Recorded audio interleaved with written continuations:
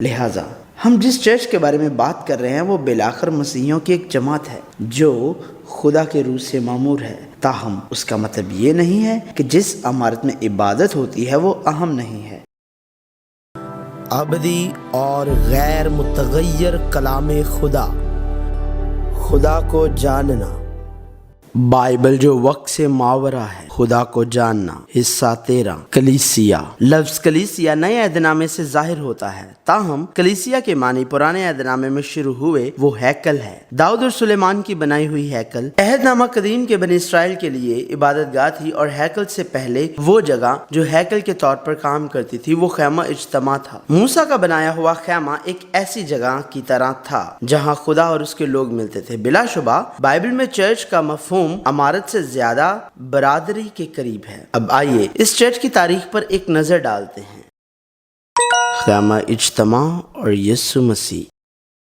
باہر سے خیمہ بیرونی صحن میں باڑ، خیمے کے دروازے، سوختنی قربانیوں کی قربان گاہ، پیتل کے حوض پر مشتمل ہے، اور اندرونی خیمہ میں داخل ہونے پر وہاں چراغ دان، نظر کی روٹی کی میز اور بخور دان ہے۔ مزید اندر جائیں تو وہاں پاک ترین مقام ہے جہاں خدا لوگوں کی نمائندگی کرنے والے سردار کاہن سے ملتا ہے اور جہاں عہد کا صندوق رکھا گیا ہے۔ اگر ہم خیمہ کے معنی پر نظر ڈالیں تو وہ کچھ یوں ہیں۔ خیمے کی باڑ ایک لائن ہے جو خیمے کے اندر اور باہر والے حصے کو الگ کرتی۔ اس کی اونچائی 5 ہاتھ یا تقریباً 2.5 میٹر ہے، اس لیے باہر سے خیمے کے اندر دیکھنا ناممکن ہے۔ یسوع مسیح کے اندر داخل ہونا ہی اس مستند کا سامنا کرنے کا واحد راستہ ہے جسے باہر سے دیکھا یا جانا نہیں جا سکتا، اور دنیا میں اس کی مثال نہیں ملتی۔ خیمہ کا دروازہ باہر سے اندر تک واحد داخلی دروازہ تھا، اور اس کا رخ مشرق کی طرف تھا۔ مشرق کی طرف ڈیرے ڈالنے والا پہلا قبیلہ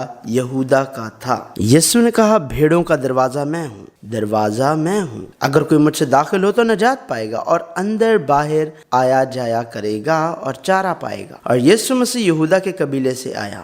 خیمہ کے دروازے کی کوئی چوکھٹ نہیں تھی، اور یہ ایک بڑا پھاٹک تھا جس کی پیمائش 20 ہاتھ تقریباً 10 میٹر تھی۔ اس لیے بائبل بیان کرتی ہے کہ نجات دنیا کی کسی شرط سے نہیں بلکہ خدا کی راست بازی سے ہے، اور جو کوئی خدا کا نام لے گا نجات پائے گا۔ خیمے کے دروازے میں داخل ہوتے ہوئے سب سے پہلے جو چیز نظر آتی تھی وہ قربان گاہ تھی۔ اب قربان گاہ کیکر کی لکڑی سے بنی تھی۔ کیکر کی لکڑی بیابان میں سب سے بیکار درخت تھا، لیکن قربان گاہ کو کیکر کی لکڑی کو پیتل سے منڈ کر بنایا گیا تھا۔ پیتل صلیب کی علامت ہے، لہٰذا قربان گاہ پر کفارہ کا کام سب سے بے ضرر انسان کو صلیب سے ڈھانپ کر پورا کیا جاتا ہے، اور قربان گاہ پر گناہ کا مسئلہ جو خدا اور اس کے لوگوں کے درمیان ایک رکاوٹ کے طور پر کام آتا تھا، ذبح برہ کے کفارے کے ذریعے حل کیا گیا تھا۔ پھر خدا کے لوگ پیتل کے حوض سے گزریں گے۔ حوض کا کردار مقدس زندگی ہے۔ اگر قربان گاہ ایسی جگہ تھی جہاں سے آپ ایک بار گزرتے ہیں تو حوض وہ جگہ تھی جہاں سے آپ اکثر گزرتے ہیں، لہٰذا حوض بنانے کا مواد عورتوں کے آئینے کا پیتل تھا۔ اب ہم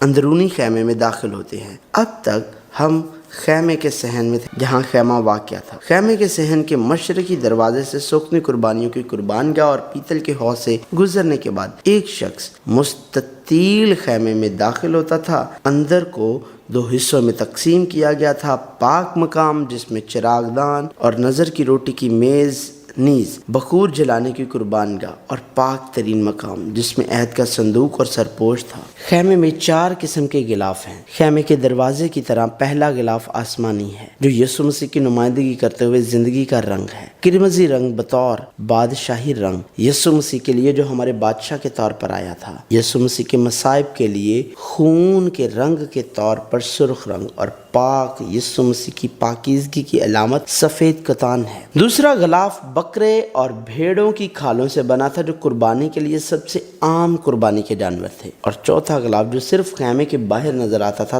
تخس کی کھال سے بنا تھا جس نے سب سے بیرونی تہہ کو ڈھانپ رکھا تھا، اور دھوپ، ہوا اور گرد و غبار کے پڑنے کی وجہ سے دیکھنے میں بہت ہی بدصورت تھا۔ بائبل یسوع مسیح کو یوں بیان کرتی ہے، پر وہ اس کے آگے کومپل کی طرح اور خشک زمین سے جھڑ کی مانند پھوٹ نکلا ہے، نہ اس کی کوئی شکل و صورت ہے نہ خوبصورتی، اور جب ہم اس پر نگاہ کریں تو کچھ حسن و جمال نہیں کہ ہم اس کے مشتاق ہوں۔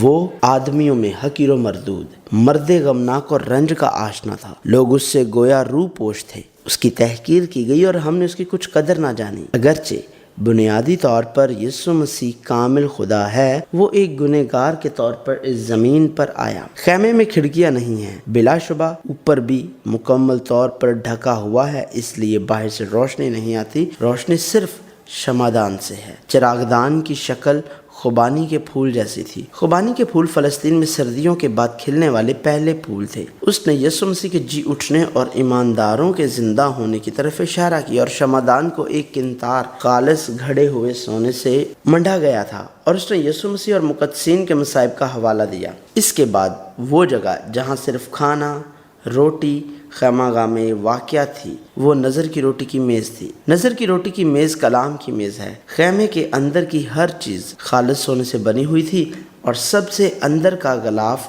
باریک کتان کے کپڑے سے 4 رنگوں میں بنایا گیا تھا۔ تاہم یہ بات ذہن میں رکھیں کہ فرش اب بھی ایک مٹی کا فرش ہے۔ خیمے میں چیزیں قدرتی طور پر یا غیر ارادی طور پر گندی ہو سکتی ہیں، اگرچہ ہمیں سوکھتی قربانی کی قربانگاہ پر ہمارے گناہوں کے لیے معاف کر دیا گیا ہے۔ ہم اب بھی گناہ کا سامنا کرتے ہوئے گنہگار ہیں، لہٰذا خدا کے وہ لوگ جنہیں ان کے گناہوں کی معافی دی گئی ہے اور یسوع مسیح کے ذریعے پاک کیا گیا ہے، انہیں خیمے میں اپنی زندگی کے لیے ہر روز زندگی کا کلام کھانا چاہیے۔ اب طرز عمل کو پاکیزہ رکھنے اور خدا کے خلاف گناہ کرنے سے بچنے کے لیے ہمیں خدا کے کلام کو مضبوطی سے تھامنا چاہیے۔ خدا کی مرضی تلاش کرنے کے لیے دعا کی جگہ بخور کی قربانگاہ ہے۔ بخور کی قربانگاہ بھی کیکر کی لکڑی سے بنی ہے جو سونے میں ڈھکی ہوئی ہے۔ کیکر کی لکڑی کی طرح کمزور گنہگار انسانوں کے لیے خدا سے دعا کرنے کا طریقہ صرف یسوع مسیح پر ایمان کے ذریعے ہی ممکن ہوا۔ سب سے بڑھ کر پردہ پاک مقام اور پاک ترین مقام کو الگ کرتا ہے، جو مستطیل خیمے کے اندر 2 مربع ہیں۔ مزید برآں پردہ صلیب پر یسوع مسیح کے کفارے کے کام کے ذریعے پھٹ گیا، جو اب یسوع مسیح میں قائم رہنے والے لوگوں کو خدا سے ملنے کی اجازت دیتا گیا۔ سرپوش، جسے کفارے کا سرپوش بھی کہا جاتا ہے، کیکر کی لکڑی سے بنا ہوا ہے، جس میں خالص سونے سے گھڑ کر 2 سنہری کروبی ایک دوسرے کے آمنے سامنے ہیں۔ سرپوش پر موجود 2 کروبیوں نے اپنے پر پھیلائے اور سرپوش کو ڈھانپ لیا، اور ان کے چہرے ایک دوسرے کے سامنے تھے اور سرپوش کی طرف دیکھ رہے تھے۔ صندوق کا چہرہ اس جگہ کے طور پر کام کرتا ہے جہاں خدا موسیٰ سے ملاقات کرے گا، اور خدا نے موسیٰ کو صندوق کے اوپر موجود 2 کروبیوں کے درمیان تمام معاملات کے بارے میں ہدایت دی۔ لہٰذا عہد کا صندوق خدا کا کام سننے اور خدا کا مکاشفہ حاصل کرنے کی جگہ ہے۔ عہد کے صندوق کے اندر 10 احکام کی 2 لوحیں جو موسیٰ کو کوہ سینا پر موصول ہوئی تھیں، ہارون کا پھولا پھلا عصا اور من کا مرتبان تھا۔ لہٰذا اگر عہد کا صندوق خدا کی راست بازی کی نمائندگی کرتا ہے تو سرپوش جو اس کا احاطہ کرتا ہے خدا کی محبت اور فضل اور یسوع مسیح کی صلیب کی علامت ہے۔ لہٰذا عہد کے صندوق کو سرپوش کے ساتھ بطور ایک دیکھا جاتا ہے، تبھی خدا کی کامل محبت اور انصاف پوری طرح ظاہر ہوگا۔ سرپوش کے بغیر عہد کا صندوق نہیں ہو سکتا، اور عہد کے صندوق میں 3 چیزوں کے بغیر سرپوش نہیں ہو سکتا۔ عہد کا صندوق یسوع مسیح اور صلیب ہے، جو بیک وقت خدا کے انصاف اور محبت کو ظاہر کرتا ہے۔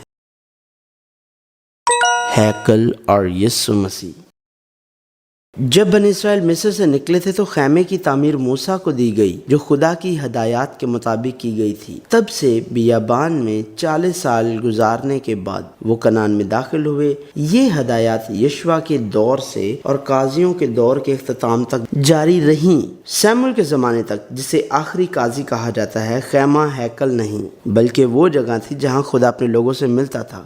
سیموئیل کی موت کے بعد ناتن نبی کے ذریعے اعلان کیا گیا کہ ہیکل کی تعمیر کے لیے داؤد کی خواہش داؤد کے بیٹے سلیمان کے ذریعے پوری ہو جائے گی، اور داؤد کے بیٹے سلیمان نے ہیکل کی تعمیر کی۔ ہیکل کی تعمیر مکمل ہونے کے بعد سلیمان نے ہیکل میں خدا سے دعا کی، تاکہ تیری آنکھیں اس گھر کی طرف، یعنی اسی جگہ کی طرف جس کی بابت تو نے فرمایا کہ میں اپنا نام وہاں رکھوں گا، دن اور رات کھلی رہیں، تاکہ تو اس دعا کو سنے جو تیرا بندہ اس مقام کی طرف رخ کر کے تجھ سے کرے گا، اور تو اپنے بندہ اور اپنی قوم اسرائیل کی مناجات کو جب وہ اس جگہ کی طرف رخ کر کے کرے کریں سن لینا، بلکہ تو آسمان پر سے جو تیری سکونت گاہ ہے سن لینا اور سن کر معاف کر دینا۔ تو آسمان پر سے جو تیری سکونت گاہ ہے سن لینا، اور جس بات کے لیے وہ پردیسی تجھ سے فریاد کرے تو اس کے مطابق کرنا، تاکہ زمین کی سب قومیں تیرے نام کو پہچانے اور تیری قوم اسرائیل کی طرح تیرا خوف مانے، اور جان لے کہ یہ گھر جسے میں نے بنایا ہے تیرے نام کا کہلاتا ہے۔ اگر تیرے لوگ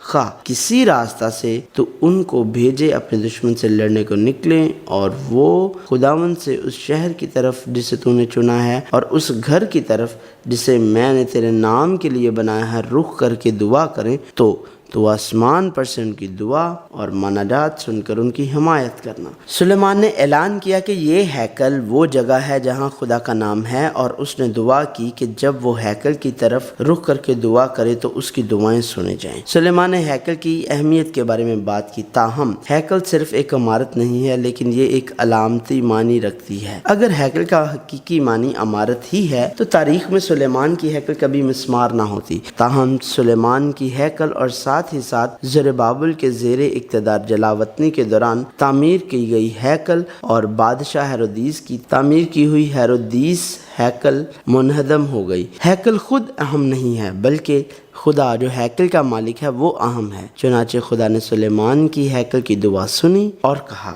اور خداوند نے اس سے کہا، میں نے تیری دعا اور مناجات جو تو نے میرے حضور کی ہے سن لی، اور اس گھر میں جسے تو نے بنایا ہے اپنا نام ہمیشہ تک رکھنے کے لیے میں نے اسے مقدس کیا، اور میری آنکھیں اور میرا دل سدا وہاں لگے رہیں گے۔ اب رہا تو اگر تو جیسے تیرا باپ داؤد چلا ویسے ہی میرے حضور خلوص دل اور راستے سے چل کر اس سب کے مطابق جو میں نے تجھے فرمایا عمل کرے اور میرے آئین اور احکام کو مانے، تو میں تیری سلطنت کا تخت اسرائیل کے اوپر ہمیشہ قائم رکھوں گا، جیسا میں نے تیرے باپ داؤد سے وعدہ کیا اور کہا کہ تیری نسل میں اسرائیل کے تخت پر بیٹھنے کے لیے آدمی کی کمی نہ ہوگی، لیکن تم ہو یا تمہاری اولاد اگر تم میری پیروی سے برگشتہ ہو جاؤ اور میرے احکام اور آئین کو جو میں نے تمہارے آگے رکھے ہیں نہ مانو، بلکہ جا کر اور معبودوں کی عبادت کرنے اور ان کو سجدہ کرنے لگو، تو میں اسرائیل کو اس ملک سے جو میں نے ان کو دیا ہے کاٹ ڈالوں گا، اور اس گھر کو جسے میں نے اپنے نام کے لیے مقدس کیا ہے اپنی نظر سے دور کر دوں گا، اور اسرائیل سب قوموں میں ضرب المثل اور انگشت نما ہوگا۔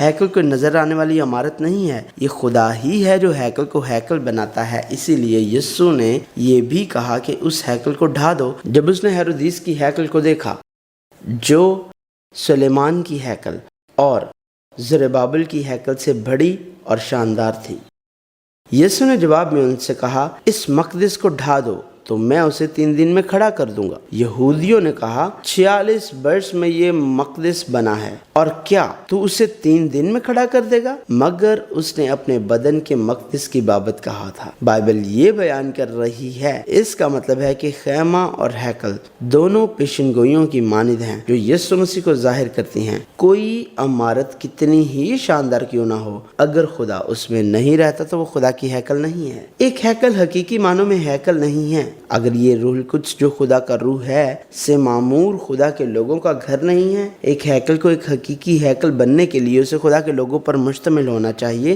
جن کا خدا کے ساتھ کامل رشتہ ہے، ورنہ اسے خدا کی طرف سے نظر انداز کر دیا جائے گا۔ یہ صرف گفتگو اور ہنسی کا موضوع بن جائے گی۔ گرجا گھر اور یسوع مسیح۔ اب ہم پرانے عہد نامے کے خیمہ اور ہیکل کو دیکھ چکے ہیں اور نئے عہد نامہ کے گرجا گھر کی طرف بڑھ گئے ہیں۔ اب ایک بار پھر گرجا گھر ایک رشتہ ہے، عمارت نہیں۔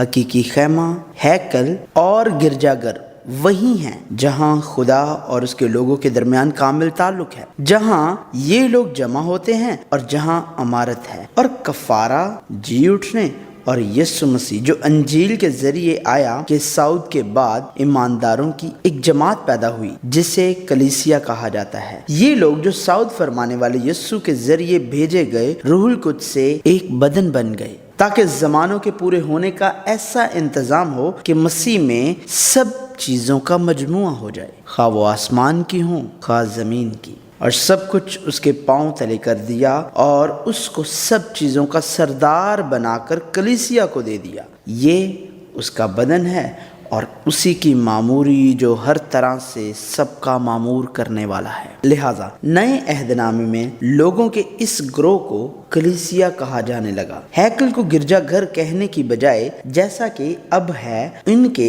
اجتماعات کو کلیسیا کہا جاتا تھا۔ اسی لیے پولس کے خطوط میں ایمانداروں کے گروہ کو مقدسین بلکہ کلیسیا بھی کہا گیا ہے، اور ساؤل کلیسیا کو اس طرح تباہ کرتا رہا کہ گھر گھر گھس کر اور مردوں اور عورتوں کو گھسیٹ کر قید کراتا تھا۔ انہوں نے میری جان کے لیے اپنا سر دے رکھا تھا، اور صرف میں ہی نہیں بلکہ غیر قوموں کی سب کلیسیائیں بھی ان کی شکر گزار ہیں۔ آپس میں پاک بوسہ لے کر ایک دوسرے کو سلام کرو۔ مسیح کی سب کلیسیائیں تمہیں سلام کہتی ہیں۔ خدا کی اس کلیسیا کے نام جو کرنتھس میں ہے، یعنی ان کے نام جو مسیح یسوع میں پاک کیے گئے اور مقدس لوگ ہونے کے لیے بلائے گئے ہیں، اور ان سب کے نام بھی جو ہر جگہ ہمارے اور اپنے خداوند یسوع مسیح کا نام لیتے ہیں، اور ان باتوں کے علاوہ جن کا میں ذکر نہیں کرتا، سب کلیسیاؤں کی فکر مجھے ہر روز یاد آتی ہے۔ یوحنا کی جانب سے ان 7 کلیسیاؤں کے نام جو آسیا میں ہیں۔ یہ ٹھیک ہے، پولس نے کلیسیا کی عمارتوں کو نہیں، مسیحیوں کو ستایا۔ یہ غیر قوم مسیحی تھے جو شکر گزار تھے، نہ کہ غیر قوموں گرجا گھر کی عمارتیں،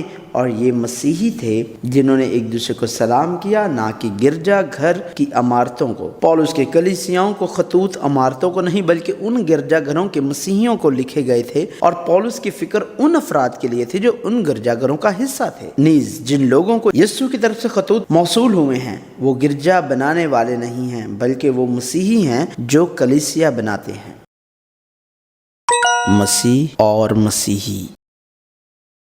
اب ہم نے دیکھا ہے کہ حقیقی چرچ خود یسوع مسیح ہے، نہ کہ کوئی جسمانی عمارت، اور روح القدس کے ذریعے جو یسوع مسیح کے ذریعے بھیجا گیا تھا، جو انجیل کے طور پر آیا، مسیحی جو ہیکل یسوع سے ملتے ہیں بھی ہیکل بن جاتے ہیں۔ یہ گنہگار مسیحی نہیں ہے جو خدا کی ہیکل بن جاتا ہے، بلکہ یہ روح القدس، خدا کی روح جو ایماندار کے اندر رہتی ہے، یسوع مسیح کی روح کے ذریعے ہے کہ ایک شخص ہیکل بن جاتا ہے جہاں خدا کی روح رہتی ہے۔ کیا تم نہیں جانتے کہ تم خدا کا مقدس ہو اور خدا کا روح تم میں بسا ہوا ہے؟ اگر کوئی خدا کے مقدس کو برباد کرے گا تو خدا اس کو برباد کرے گا، کیونکہ خدا کا مقدس پاک ہے اور وہ تم ہو۔ کیا تم نہیں جانتے کہ تمہارا بدن روح القدس کا مقدس ہے جو تم میں بسا ہوا ہے، اور تم کو خدا کی طرف سے ملا ہے، اور تم اپنے نہیں کیونکہ قیمت سے خریدے گئے ہو؟ پس اپنے بدن سے خدا کا جلال ظاہر کرو۔ اسی میں ہر ایک عمارت مل ملا کر خداوند میں ایک پاک مقدس بنتا جاتا ہے، اور تم بھی اس میں باہم تعمیر کیے جاتے ہو تاکہ روح میں خدا کا مسکن بنے۔ جس طرح مسیحی خدا کے لوگ ہیں، کلیسیا بھی خدا کی کلیسیا ہے۔ چنانچہ یہودی طریق میں جو پہلے میرا چال چلن تھا، تم سن چکے ہو کہ میں خدا کی کلیسیا کو از حد ستاتا اور تباہ کرتا تھا۔ پولس کی طرف سے جو خدا کی مرضی سے مسیح یسوع کا رسول ہے، اور بھائی تیموتھیوس کی طرف سے خدا کی اس کلیسیا کے نام جو کرنتھس میں ہے، اور تمام اخیا کے سب مقدسوں کے نام۔ ایک چرچ کی عمارت باقاعدہ عبادت کی خدمات کے انعقاد کی جگہ بھی اہم ہے، اگر ممکن ہو تو چرچ کی عمارت کا ہونا اچھا ہے، تاہم عمارت چرچ کی حقیقت نہیں ہے۔ ہمیں ایمان کی ایک جماعت، ایک کلیسیا کے طور پر قائم ہونا ہے جو یسوع مسیح کے ساتھ مل کر، جو حقیقی خیمہ اور ہیکل ہے، ہمارے اندر رہتا ہے اور روح القدس کی معموری سے معمور ہے۔